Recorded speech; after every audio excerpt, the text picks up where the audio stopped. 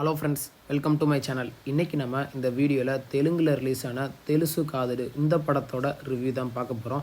இந்த படத்தோட கதையை பற்றி பார்த்தோம்னா, ஹீரோ சித்து வந்து பாரிஸுக்கு போகலாம் அப்படின்னு முடிவு பண்ணுறாரு. அப்போ வந்து அவருக்கு லவ் பிரேக்கப் ஆயிடுது. அதனால கொஞ்ச நாள் கழித்து நம்ம ஹீரோ அவரோட சொந்த ஊர்லேயே ஒரு பெரிய ரெஸ்டாரண்ட் ஆரம்பிக்கிறாரு. அதுக்கப்புறம் ஹீரோயினான ராஷி கண்ணாவையும் கல்யாணம் பண்ணிக்கிறாரு. கொஞ்ச நாள் கழித்து ராஷி கண்ணா ப்ரெக்னெண்ட்டாக இருக்காங்களா என்ன அப்படின்னு ஹாஸ்பிட்டலில் செக் பண்ண போதான் அவங்களுக்கு தெரிய வருது அவங்களால ப்ரெக்னென்ட் ஆக முடியாது அப்படின்னு. அதனால இவங்க ரெண்டு பேருமே அவங்க வாட்டா லவ் பண்ணிகிட்டு இருக்காங்க. அப்போது ஒரு நாள் ராஷி கண்ணா வந்து ஒரு கவுன்சிலிங் அட்டன் பண்ண போகிறாங்க. அப்போ தான் நம்ம இன்னொரு ஹீரோயினான ஸ்ரீநிதி செட்டியை மீட் பண்ணுறாங்க. இவங்க ரெண்டு பேருமே ஃப்ரெண்ட்ஸாகவும் பழக ஆரம்பிக்கிறாங்க. அப்போது ஒரு நாள் ஸ்ரீநிதி செட்டியை வந்து நான் வேணா உங்களுக்கு குழந்தை பெற்று தரேன் அப்படின்னு முடிவு பண்ணுறாங்க. அதனால ராஷி கண்ணாவும் இதுக்கு ஓகே சொல்கிறாங்க. அப்போது நம்ம ஹீரோ வந்து அந்த டாக்டர் யாருன்னு மீட் பண்ணும்போது தான் தெரிய வருது இந்த ஸ்ரீநிதி செட்டி வந்து அவரோட எக்ஸ் கேர்ள் ஃப்ரெண்ட் அப்படின்னு. கடைசியில் இந்த உண்மை வந்து எப்படியோ ஹீரோனுக்கு தெரிய வந்துடுது. அதனால அவங்க டிவோர்ஸ் அப்ளை பண்ணுறாங்க. கடைசியில் ஹீரோ வந்து அவங்க கூட ஒன்று சேர்ந்து வாழ்ந்தாங்களா இல்லையா, இல்லைன்னா அவங்க லவ்வர் கூட ஒன்று சேர்ந்து வாழ்ந்தாரா, கடைசியில் சித்து நினச்ச மாதிரியே அவரோட குடும்பம் ஒன்று சேர்ந்துச்சா, அந்த குழந்தை டெலிவரி சக்ஸஸ்ஃபுல்லாக ஆச்சா இல்லையா, இதுதான் இந்த படத்தோட மொத்த கதையே. இந்த படத்தோட பாசிட்டிவ்னு பார்த்தோம்னா, டேரக்டர் நீரஜா வந்து அவங்களோட ஒர்க்கை ஓரளவுக்கு நல்லாவே பண்ணியிருக்காங்க. ஸ்டார்டிங்லேருந்து எண்டு வரைக்குமே கதையை ஓரளவுக்கு நல்லாவே விறுவிறுப்பாக கொண்டு போயிருக்காங்க. ஃபஸ்ட் ஹாஃபில் அந்த லவ் போர்ஷனை காமிச்சதாக இருக்கட்டும், செகண்ட் ஹாஃபில் குடும்பம் எவ்வளோ முக்கியம் அப்படின்னு காமிச்சதாக இருக்கட்டும், அது எல்லாமே நமக்கு கனெக்ட் ஆகிற மாதிரி சூப்பராக எக்ஸ்பிளைன் பண்ணியிருக்காங்க. அதில் எங்கேயுமே டேரக்டர் வந்து குறை வைக்கலை. அதுக்கு தகுந்த மாதிரியே படத்தில் நடித்த எல்லா ஆக்டருமே அவங்களோட ஒர்க்கை சூப்பராக பண்ணியிருக்காங்க.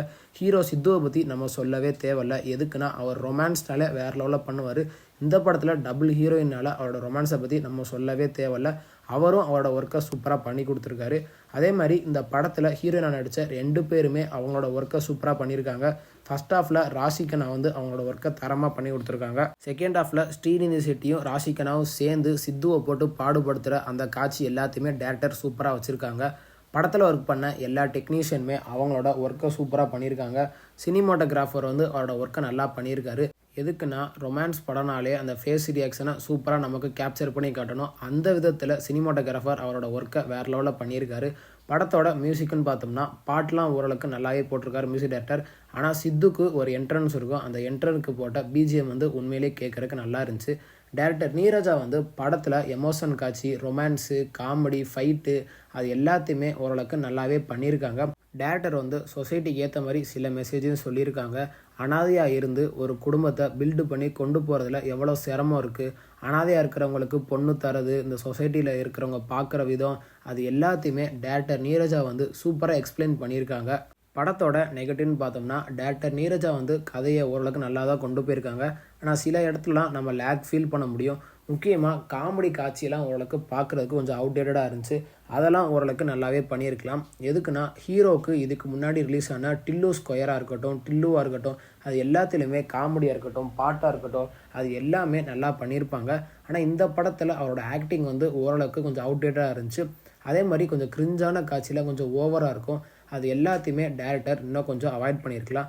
அதே மாதிரி ரெண்டு ஹீரோயின்னாலும் ஃபஸ்ட் ஹாஃபில் அந்த ராஷிக்கு நான் பேசுகிற சில காட்சியெலாம் ஓரளவுக்கு என்னடா இந்த பொண்ணு இப்படி பேசுதே அப்படின்னு தான் இருக்கும். அதையும் நம்ம டேரக்டர் கொஞ்சம் அவாய்ட் பண்ணியிருக்கலாம். அதே மாதிரி இந்த டேரக்டர் வந்து என்ன தான் சொசைட்டிக்கு ஏற்ற மாதிரி சில மெசேஜஸ் சொன்னாலும் அது இன்னும் கொஞ்சம் ஸ்ட்ராங்காக சூப்பராக காமிச்சிருக்கணும். ஊடால ரொமான்ஸு அது இதுன்னு சில தேவையில்லாத காட்சியெலாம் இருக்கும். அது எல்லாத்தையுமே டேரக்டர் அவாய்ட் பண்ணியிருந்தா இந்த படம் வந்து உண்மையிலேயே ஒரு நல்ல படமாக அமைஞ்சிருக்கும். மற்றபடி இந்த படத்தில் பெருசாக நெகட்டிவ்னு சொல்கிறக்கு ஒன்றும் இல்லை. இந்த படம் ஓடிடி தளமான நெட்ஃப்ளிக்ஸில் தமிழ் டப்பிங் வெர்ஷனோடய அவைலபிளாக இருக்குது. தமிழ் டப்பிங் வெர்ஷன்லாம் லிப்ஸிங் கூட பெர்ஃபெக்டாக பண்ணியிருக்காங்க. அதில் எங்கேயுமே குறை வைக்கல. இந்த படத்தை தாராளமாக ஃபேமிலியோட வீக்கெண்டில் பார்த்து என்ஜாய் பண்ணுங்கள். இந்த படத்துக்கு நம்ம கொடுக்குற ரேட்டிங் பார்த்தீங்கன்னா 10க்கு 5.9 கொடுக்கலாம்.